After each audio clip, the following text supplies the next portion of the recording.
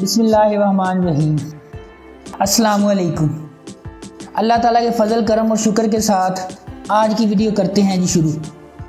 आज की इस वीडियो में हम आपको तालिबान की मुकम्मल तारीख़ के बारे में बताएंगे कि ये कौन हैं और ये कहाँ से आए हैं।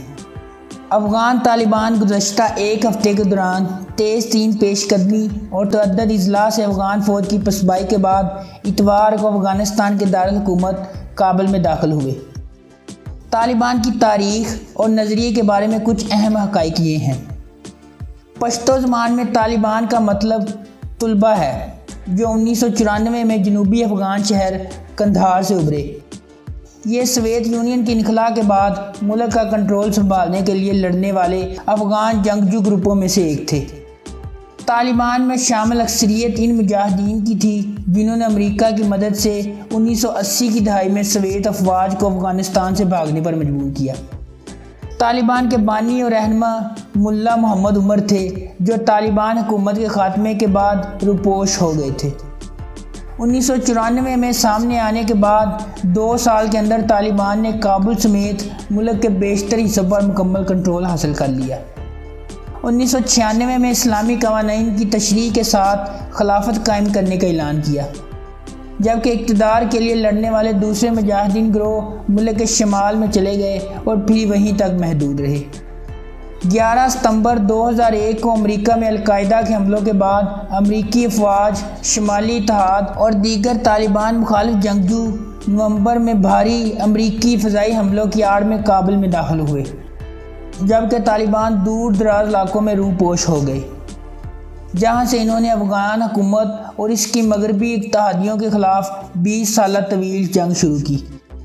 तालिबान के बानी और रहनुमा मुल्ला मोहम्मद उमर थे, जो तालिबान हुकूमत के ख़ात्मे के बाद रूपोश हो गए थे।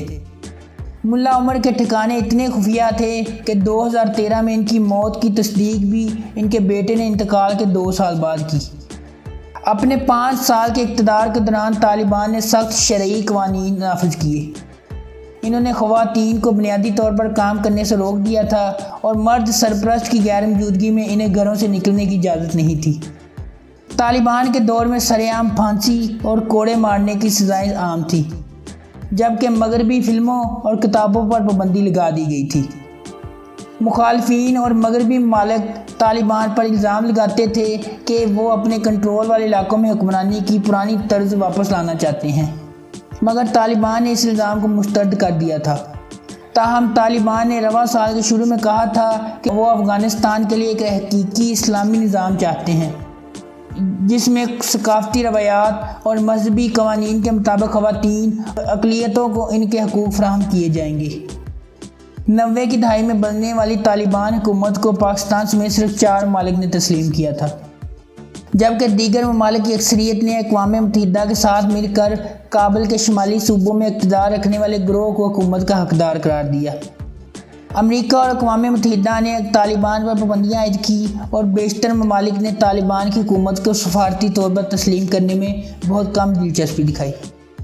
अमरीकी वज़ीर ख़ारजा एंटोनी ब्लिंकन ने इस माह के शुरू में कहा था कि अगर तालिबान ने इक़्तिदार संभाला और वहाँ मज़ालिम ढाए तो अफ़गानिस्तान को आलमी सतह पर बहुत ही नापसंदीदा रियासत बनने का ख़तरा है।